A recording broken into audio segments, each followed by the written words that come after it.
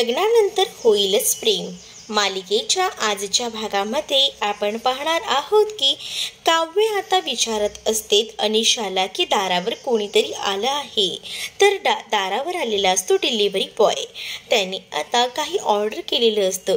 खरं तर हे सगळं अनिशाने ऑर्डर केलेलं असतं आणि त्याच वेळेला ते ऑर्डरवाल्याकडनं ते सगळं काही घेतल्यानंतर आता अनिशा म्हणत असते की बरं झालं बाबा आलं एकदाचं. तर अनिशाला आता काव्या विचारते की काय आहे यात. तर काव्याला अनिशा सांगते की मी डेझर्ट मागवलं आहे. हे ऐकल्यानंतर काव्याला खूपच आनंद होतो. काव्या म्हणत असते की मला ह्याचीच खूप जास्त गरज होती आणि तू तेच आणून दिलंस.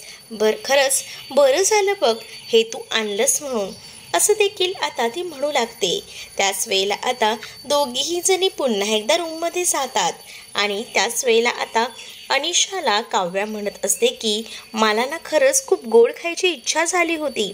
म्हटलं जेवून झालं तर काहीतरी पाहिजे होतं आणि तू आणलंस. जेव्हा काव्या बॅगमधून ते डब्बा बाहेर काढते ना त्यावेळेला त्या बॅगेमध्ये तो रसगुल्लाचा डब्बा असतो आणि हा रसगुल्लाचा डब्बा बघून आता काव्या खूप जास्त वैतागलेली असते. कारण काव्याचा जरी रसगुल्ला आवडीचा असला तरीसुद्धा तो जीवाच्या सुद्धा आवडीचा होता आणि जीवा आणि काव्या जेव्हा एकत्र भेटायचे तेव्हा नक्कीच तो रसगुल्ला एन्जॉय करायचे. म्हणूनच तिला आता या रसगुल्ल्याची आवड कमी झालेली असते आणि म्हणूनच ती म्हणत असते की तुला मागवायचंच होतं तर दुसरं काहीतरी मागवायचं होतंच ना, तू हेच का मागवलंस, मला नाही आवडलंय.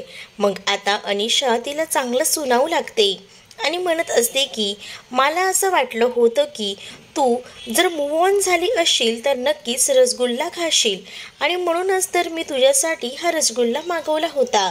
पण तू अजूनही हा रसगुल्ला खात नाही याचा अर्थ तू मूव्ह ऑन झालेली नाही आहेस जीवामधना. तू उगाच बोलताना बोलतेस, तू अजूनही त्याच सगळ्या भानगडीत अडकली आहेस. तुला जर मूव्ह ऑन व्हायचं असेल ना तर तू हा नक्कीच रसगुल्ला खाशील, असं देखील ती आता काव्याला बोलू लागते. आणि ज्यावेळेला काव्याला ती हे सगळं काही म्हणते तेव्हा काव्या तिच्याकडे पाहत राहते.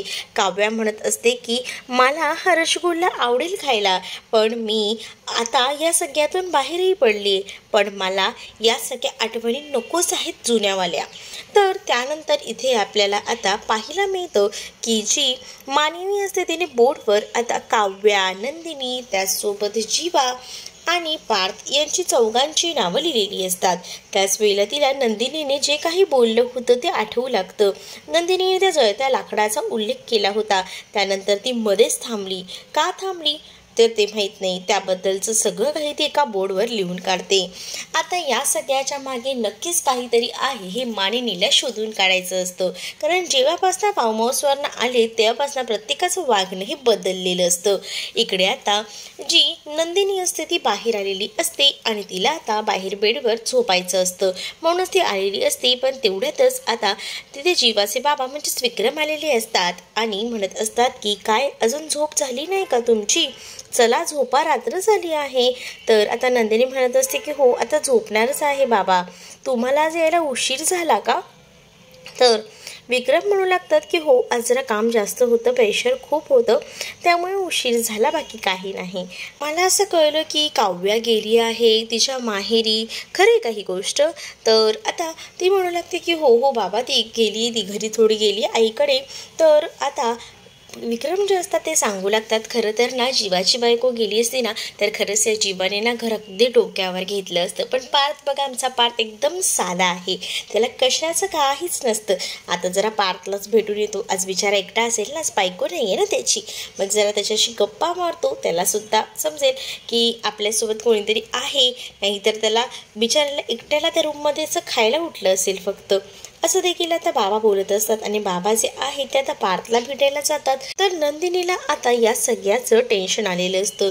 नंदिनी विचार करते की आता बाबा येईपर्यंत मला असंच बसून राहावं लागेल, झोपताही येणार नाही कारण तिला आता हॉलमध्ये झोपायचं असतं. तर इकडे आता काव्याची आठवण येत असल्यामुळे पार्थ जो आहे तो गालाला काव्याचं नाईट क्रीम लावून घेत असतो आणि त्याचा जो सुवास असतो तो घेत काव्याच्या आठवणींमध्ये रमलेला असतानाच विक्रम तिथे येतात. आणि विक्रम तिथे आल्यानंतर आता विचारू लागतात की हे सगळं काय आहे.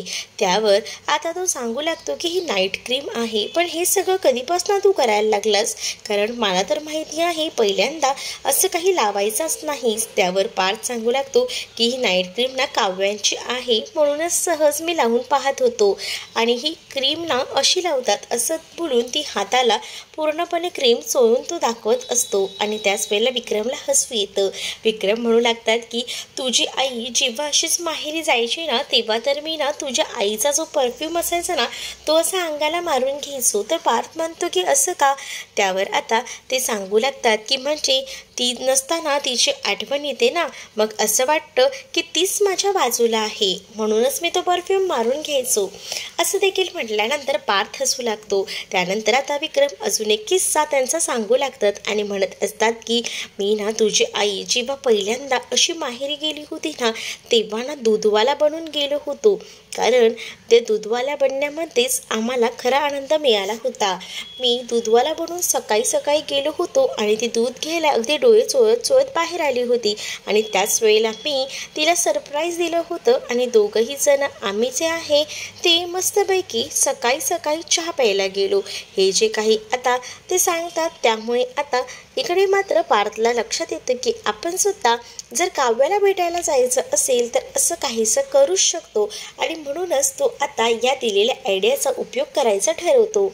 आणि त्याच वेळेला आता जे विक्रम असतात ते म्हणत असतात की अजूनही माझी बायको तुझी आई जागी असेल बघ माझी वाट बघत.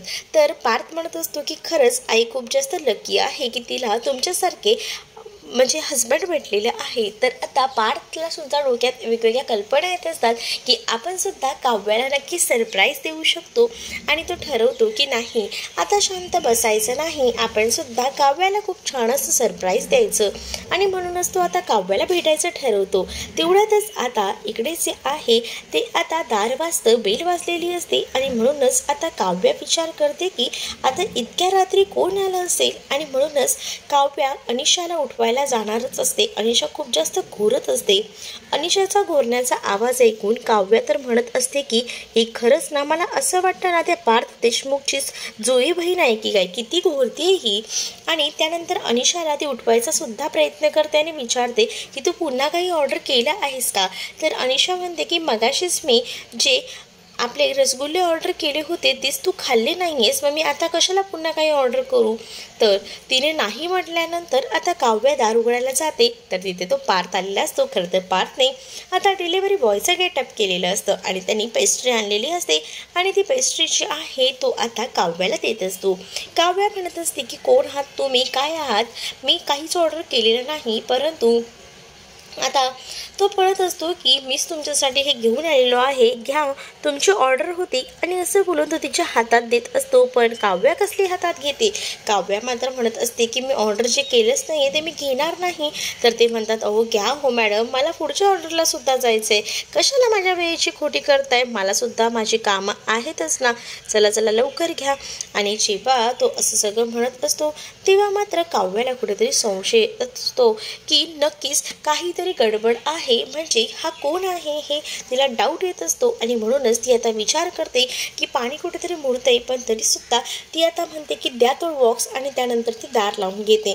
ज्या वेळेला ती दार लावून घेते तेव्हा पार्थच्या फोनवर तिचाच फोन आलेला असतो आणि तिचा फोन येतो तेव्हा पार्थचा फोन वाजतो म्हणून पार्थ पाहतो तर काय, त्यावर पिस्कारलेली मांजर असं लिहिलेलं असतं. त्यामुळे त्याला डाऊट येतो की नक्कीच हा फोन काव्याने केलेला आहे आणि काव्या आता रूमचं दार सुद्धा उघडते आणि म्हणत असते की तुम्ही आहात, तर बघितलं ना मला माहीतच होतं, तुम्ही आता तोंडाचं मास्क काढताय की मीच काढू.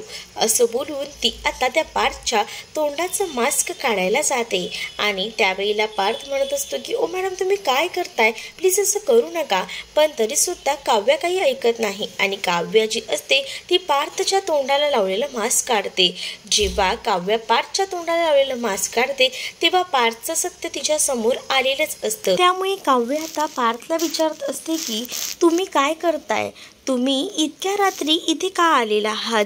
त्यावर पार्थ म्हणत असतो की मला तुम्हाला भेटायचं होतं आणि म्हणूनच मी आलेलो होतो, असं देखील पार्थ आता काव्याला म्हणत असतो. तर काव्याला पार्थचा प्रचंड राग येतो.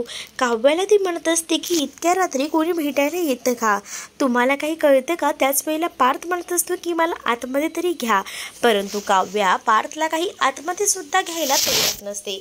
ती सरळ म्हणते की तुम्ही इकडनं चालते व्हा, तुम्हाला मी काही घरात वगैरे घेणार नाही आहे, आणि असं बोलून त्याला तिकडनं जायला सांगत असते. ज्या वेळेला ती तिकडनं जायला सांगत असते, पार्थ मात्र ऐकत नसतो. पार्थ म्हणत असतो की मला कॉफी तरी द्या, असंच काय पाठवत आहे? काव्या सांगते की घरात दूध नाही आहे, तर चहा तरी द्या, चहा पावडरसुद्धा संपला आहे, तर सँडविच तरी द्या बनवून. तर काव्या सांगते की ब्रेडला ना बुरशी आली, तुम्हाला ना इकडनं जायलाच लागेल, जा बरं इकडनं, असं बोलून ते त्याला तिकडनं जायला सांगत असते. पण तेवढ्यातच तिकडे आता काव्याची आई आलेली असते आणि काव्याची आई येऊन थांबवते. म्हणत असते की कोण आलंय तिकडे? त्यावर काव्याला आता धक्का बसतो. तर पार्थ सांगत असतो की मी आलोय. पार्थला आता जेव्हा काव्याची आई पाहते तेव्हा काव्याची आई पार्थला म्हणत असते की तुम्ही आलायत का? दारावरच कुठे उभे आहात, या ना आत या, आणि असं बोलून त्याला आतमध्ये यायला सांगते. त्याबरोबर आता पार्थला हसू येतं आणि पार्थ आता काव्याकडे पाहून हसत असतो. काव्या त्याला म्हणत असते तुम्हाला सांगितलं होतं गपचूप निघा, आता माझी रात्र पूर्ण खराब करायला तुम्ही इथे आलात का? तर पार्थ म्हणत असतो की आई मी सहज भेटायला आलो होतो काव्याला, तर दारावरूनच जाणार आहात का? या घरी या, असं बोलून आता आई म्हणजेच काव्याची आई जी आहे ती पार्थला घरात बोलवते. त्यामुळे आता पार्थला खूप जास्त आनंद झालेला असतो. ज्या काव्याला पार्थला हकलवायचं असतं, परंतु आता पार्थला इथे आई कुठेही जाऊ देत नाही आणि ती त्याला तिथेच थांबवून घेतात. आता पार्थला थांबवून घेतल्यामुळे काव्याचा मूड ऑफ झालेला असतो. पण काव्याला पार्थने खूप छान असं सरप्राईज आणलेलं असतं आणि त्याला आता तिला आता दिलेलं असतं आणि ती पेस्ट्री असते आणि त्यामुळे त्याने तिचं तोंड गोड करायचं ठरवलेलं असतं. तर आईसुद्धा पार्थ काव्याला भेटायला आला हे बघून खूप जास्त खुश असते. शेवटी ती आईच असते की आपल्या मुलीला तिचा नवरा इतकी काळजी घेतोय आणि तिला भेटायला सुद्धा आलाय, ही गोष्टच तिला खूप जास्त आवडलेली असते. मात्र काव्याला या सगळ्या गोष्टीचा राग आलेला असतो आणि म्हणूनच काव्या जी आहे ती पेटून उठलेली असते. इकडे नंदिनी जी आहे ती बाहेर झोपलेली असताना तिथे आता जीवा येतो आणि जीवा जो आहे तो नंदिनीकडे जातो. नंदिनीला जीवा म्हणत असतो की तू बाहेर झोपायला यायचंच नव्हतंस, पण आता इथे नंदिनी जी असते ती गाढ झोपलेली असते. तिच्या हातात एक पुस्तक असतं, ते पडणार असतं, पण त्याच वेळेला आता जीवाने ते पुस्तक पकडलेलं असतं आणि त्याच वेळेला जीवा जो आहे तो नंदिनीच्या अंगावर व्यवस्थितपणे चादर ठेवतो, जेणेकरून नंदिनी गाढ झोपायला हवी.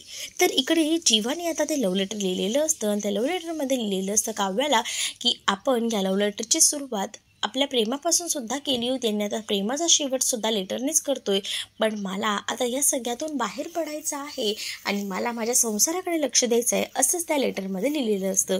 ते लेटर तो तिथेच ठेवतो. तर इकडे मात्र आता आपल्याला पाहायला मिळतं काव्य ही पार्थला म्हणत असते की तुम्ही असे अचानक आलात ना, म्हणून माझा अभ्याससुद्धा राहिला. एकतर हा अभ्यास करताना मला ना मी घरात आपला तो चष्मा आहे ना तो सुद्धा विसरली. तर पार्थने येताना तिच्यासाठी तो चष्मासुद्धा आणलेला असतो, जेणेकरून तिला अभ्यास करताना कोणताही त्रास होऊला नको. तर आता हे सगळं बघून काव्य जी असते ती पार्थवर खूपच खुश झालेली असते. तर पुढे आपल्याला पाहायला मिळतं की जीवाने जे काही लेटर लिहिलेलं असतं ते लेटर आता जीवा तिथेच ठेवून जातो आणि तेवढ्यातच नंदिनी तिथे आलेली असते आणि जेव्हा नंदिनी तिथे येते तेव्हा ते लेटर पाहते. नंदिनी तिथे लेटर वाचू लागते. मग आता नंदिनीला काव्याच्या आणि त्याचसोबत जीवाच्या प्रेमाचं सत्य आता समजलेलं असतं. त्यामुळे आता नंदिनी यावर काय निर्णय घेणार हे पुढच्या भागातच आपल्याला पाहायला मिळणार. तुम्ही जर आपल्या चॅनलवर नवीन असाल तर चॅनलला नक्कीच सबस्क्राईब